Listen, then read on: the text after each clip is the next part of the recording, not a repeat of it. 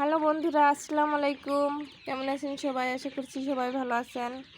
আলহামদুলিল্লাহ, আমরাও ভালো আছি।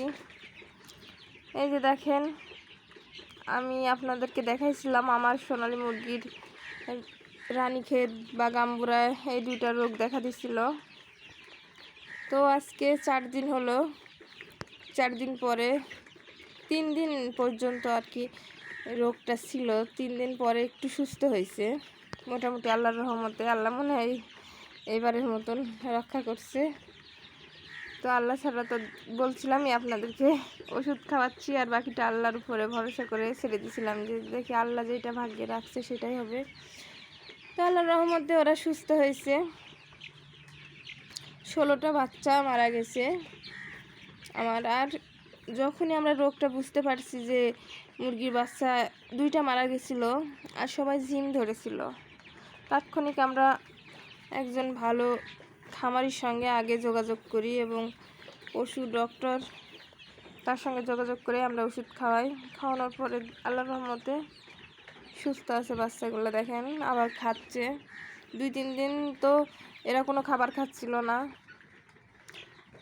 আর পরিষ্কার পরিচ্ছন্নতা আপনাদেরকে বলছিলাম, যখনই আমরা রোগটা বুঝতে পারছি তখনই খামারের এই লিটারটা চেঞ্জ করে দিছি। দেখেন নতুন লিটার দিছি, ওইটা ফেলে দিছি আমরা, ওইটা দিব না। নতুন আবার কিনে দেওয়া লাগলে দিব, কিন্তু ওইটা আর আমরা দিব না, কারণ ওইটাই ভাইরাস আছে। যত ওইটা আমরা শুকাই না কেন রিস্কি, ওইটা দিব না। তো আল্লাহর রহমতে তাৎক্ষণিক আমরা চিকিৎসা করছি জন্য বাচ্চাগুলা বেঁচে আছে। আর আল্লাহ না চাইলে তো কিছুই হয় না, আল্লাহর রহমতে আছে ভালোই। এই তো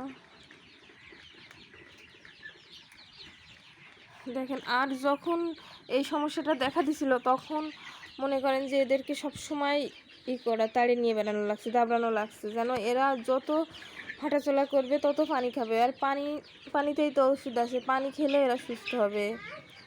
আমরা দিন রাত 24টা ঘন্টায় আমরা 2জন মিলে মনে করেন এদের খামারেই ছিলাম। এদের সব সময় মানে তাড়িয়ে নিয়ে বেড়াইছি। এরা যত হাঁটাচলা করবে ততটাই সুস্থ থাকবে।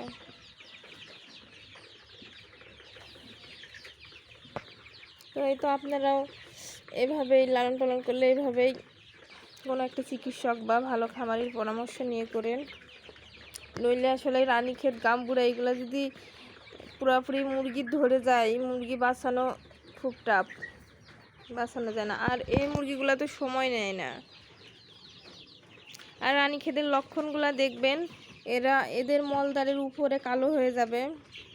আর এদের যে বাচ্চাটা মারা যাবে সেই বাচ্চাটা আগে চিরবেন, জবাই করবেন আর কি। জবাই করে এদেরকে দেখা লাগবে যে রানের চিপাত কোনো লাল দাগ হয়েছে নাকি। এগুলো দেখে এগুলো নিজেই আগে একটা মুরগি মারা গেলে বা ঝিমানো মুরগি জবাই করে দেখবেন, দেখলেই বুঝতে পারবেন কি সমস্যা না সমস্যা। আমার মুরগি যে 15টা মারা গেছে ওইগুলো মলদার দিয়ে রক্ত ব্লাড বের হয়েছে, ব্লাড বের হওয়ার পরে মারা গেছে। তো আমি কেটে দেখছি, সব কিছু পরামর্শ করে ডক্টর দেখাইছি এবং খামারির পরামর্শ নিয়ে আল্লাহর রহমতে ভালোই আছে।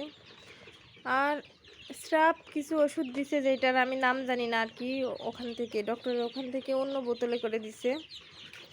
আর কিছু ওষুধ যেগুলো খাওয়াচ্ছি সেগুলো আপনাদেরকে দেখাবো। তো ভালো থাকবেন সবাই, দোয়া করবেন। আর আপনাদের খামার থাকলে আপনারা পরিষ্কার পরিচ্ছন্ন রাখেন। তো আল্লাহ হাফেজ।